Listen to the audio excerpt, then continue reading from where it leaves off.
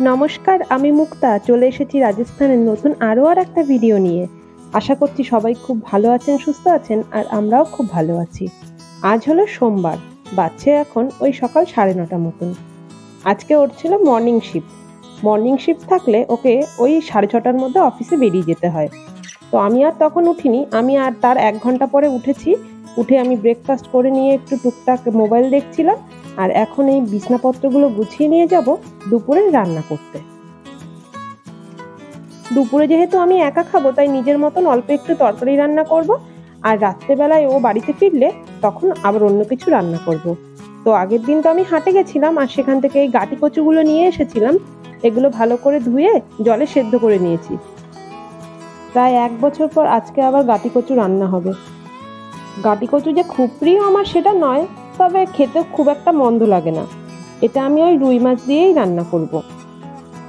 সবগুলো গাটি ছাড়িয়ে নিয়ে এবার মাঝখান থেকে অর্ধেক করে নিচ্ছি। বেশ ছোট ছোট করব না, তাহলে আবার ঝোলের সাথে গলেই যাবে। রাজস্থানে কচু বলতে শুধু এই গাটি কচুটাই পাওয়া যায়, আর কচুর লতি এমনি কচু এগুলো কিছুই পাওয়া যায় না। কালকে ওই হাট থেকে ফুলকপি আরো অন্যান্য সবজি আনা হয়েছে, তো বললাম কি সবজিগুলো দিয়ে একটু মাছ না হলে আর ভালো লাগবে না। তাই জন্য আবার ওকে নিয়ে সন্ধ্যাবেলায় বেরিয়েছিলাম, মাছ কিনে নিয়ে এসেছি। এটা ওই 1 কিলো সাইজের একটা রুই মাছ। বাড়িতে মাকে বরাবর দেখেছি তেলাপিয়া মাছ বা শোল মাছ দিয়ে এই গাটি কচু রান্না করতে। তবে আমি এখানে তেলাপিয়া মাছ আনতেই গেছিলাম, তো সেটা পাওয়া গেল না। দুটো ছিল, মানে খুব বেশি ভালো না। তো সেই কারণের জন্য রুই মাছ নিয়ে এসেছি। আরো ফুলকপি আলু দিয়েও রান্না করা যাবে, বিনস রয়েছে সেটা দিয়েও করা যাবে, সেইভাবেই নিয়ে এসেছি।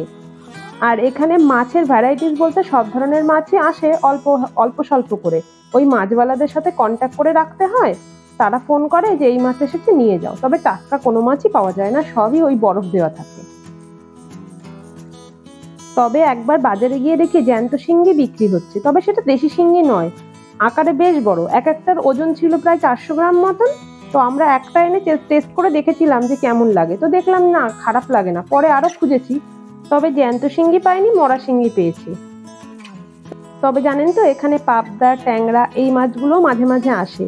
আর এখানের ইলিশ তো সবসময়তেই থাকে, সে বিশাল বড় এক একটা ইলিশ, ওজন প্রায় ওই 1.5 কিলো 2 কিলোর কাছাকাছি হবে। ইলিশ দেখতে বিশাল সাইজের হলেও স্বাদ কিন্তু তেমন নয়, ওই নর্মাল। তবে আমার মনে হয় আমাদের ওখানে আমরা যে ছোট 500-600 গ্রামের যে ইলিশগুলো পাই, তার স্বাদ এর থেকে অনেক ভালো। বাড়িতে মাছ আনা থাকলে কি রান্না করব সেটা নিয়ে আর বেশি ভাবতে হয় না, কিছু একটা দিয়ে বানিয়ে দেওয়া যায়। তবে যদি বাড়িতে মাছ না থাকে, সেই দিনই বিপদ বেঁধে যায় যে কি দিয়ে কি রান্না করব। আর সত্যি কথা বলতে আমরা গত প্রায় 10 থেকে 12 দিন ধরে কোনো মাছ খাইনি, তবে মাংস খেয়েছি 2-1 বার। আর আমরা ভেবেছিলাম যে আর তো কিছুদিন পরে বাড়িতে যাব, তো কলকাতায় গিয়ে তখনই মাছ খাবো। কিন্তু এত সুন্দর সবজিপাতি দেখে আর মাছ না হয়ে আর হচ্ছে না। আর আমার একটু মাছটা বেশিই ভালো লাগে মাংসের তুলনায়। কথা বলতে বলতে আমার রান্না প্রায় 70% হয়ে গেছে। এবারে এই ঝোলটা ফুটে উঠেছে, আমি মাছ আর কাঁচা লঙ্কাগুলো দিয়ে দেবো। আমি একদম পাতলা করে তরকারিতে রান্না করছি, কোনো মশলা দেবো না, লাস্টে খালি ভাজা মশলা দেবো। আমি ছোটবেলা থেকে এরকম হালকা পাতলা তরকারি খেয়েই বড় হয়েছি। আমার বেশি ওই মশলা কষানো তরকারি একদম ভালো লাগে না। তবে উনি আবার মশলা ছাড়া তরকারি অত বেশি পছন্দ করেন না, এই কারণে মাঝে মাঝে ওনার জন্য করতে হয়। তবে নিজের স্বাদটাও তো ভুলে গেলে চলবে না, সেটাকেও তো বজায় রাখতে হবে। তাই আমি যখনই সুযোগ পাই এই ধরনের হালকা পাতলা তরকারি বানিয়ে নিজের মতন করে খাই। তরকারিটা একটু বেশি করেই করে নিলাম, যে রাত্রে একটা ভাজাভুজি করে নেব আর তার সাথে গরম গরম ভাত করে নেব, তাহলেই হয়ে যাবে। আর 1-2 মিনিট ফুটুক, তারপরে নামিয়ে দেব।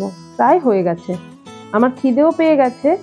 স্নান করা পুজো দেওয়া সব হয়ে গেছে, এবার খেয়ে নিয়ে বসবো ভিডিও এডিটিং করতে।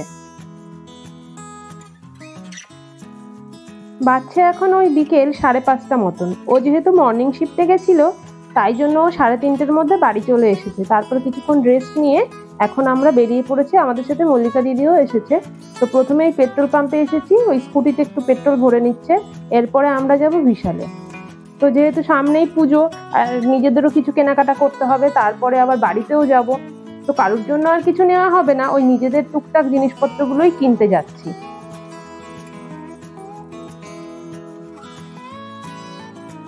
উদয়পুরটা যেহেতু একটা পাহাড়ি শহর, বিকেল বেলায় ওয়েদারটা দারুণ হয়ে থাকে এখানে। তো এখন তো দিনের সময় অনেকটা এগিয়ে এসেছে, এখানে ওই 6:30 পৌনে 7টা নাগাদ সন্ধ্যা হচ্ছে।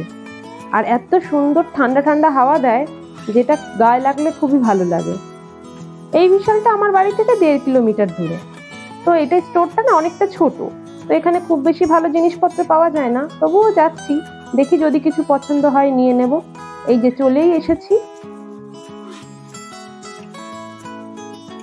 এই স্টোরটা যেহেতু আমার বাড়ির খুব কাছে তাই এখানেই বেশি আসা পড়ে, কিন্তু এর থেকে একটু দূরে মানে ওই 5 থেকে 6 কিলোমিটার দূরে আরো দুটো স্টোর রয়েছে, সেখানে আরো বেশি পরিমাণ ভ্যারাইটিস জিনিস পাওয়া যায়। তো মনে মনে ভেবেছি এর পরের বার আমরা সেখানেই যাব। দু একটা জিনিস পছন্দ হয়েছিল, সেগুলো কিনে নিয়ে আমরা এবার এসেছি ওই পার্কে, আমাদের বাড়ির পাশেই যে বিবেক পার্ক রয়েছে সেখানে। তো এখানে না এই যে ফ্রি এক্সারসাইজ টুলস গুলো রয়েছে, তো পার্কে আসলেই আমরা এই এক্সারসাইজ গুলো করার চেষ্টা করি, কেননা সারাদিনে তো আর এক্সারসাইজ হয় না। তো মল্লিকা দি ফার্স্ট টাইম এই এক্সারসাইজ গুলো করছে, তো বললো খুব ভালো লাগছে। এখানে যদি নিয়মিত আসা যায় তাহলে কোনো জিম বা যোগাতে না আসলেও হয়, সকালবেলা করে যদি এক্সারসাইজ গুলো করা যায় খুবই ভালো।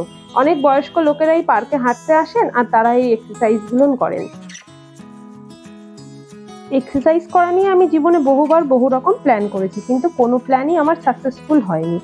তো এখানেও যে সাকসেসফুল হবে এই আশা না রেখেই আমি মল্লিকা দিকে বললাম, তুমি যতই প্ল্যানিং করো আমি তো মনে হয় না আসতে পারবো। রাত এখন প্রায় ওই 8টা মতন বেজে গেছে। আমরা সন্ধ্যাবেলায় অল্প কিছু টুকিটাকি স্ন্যাক্স খেয়েছিলাম, আবার খিদেটাও পেয়ে গেল এক্সারসাইজটা করার পরে। তো এখন এবারে বাড়ি ফিরবো, বাড়ি ফিরে আবার টুকটাক অল্প রান্না আছে। তাহলে চলুন আজকের ভিডিওটা আমি এখানেই শেষ করছি, দেখা হবে খুব শিগগিরই নতুন আরো একটা ভিডিও নিয়ে। ততক্ষণের জন্য সবাই খুব ভালো থাকবেন, সুস্থ থাকবেন, আর আমার ভিডিওটা যদি ভালো লেগে থাকে একটা লাইক, শেয়ার, কমেন্ট এবং সাবস্ক্রাইব করতে ভুলবেন না। তাহলে চলুন, টাটা।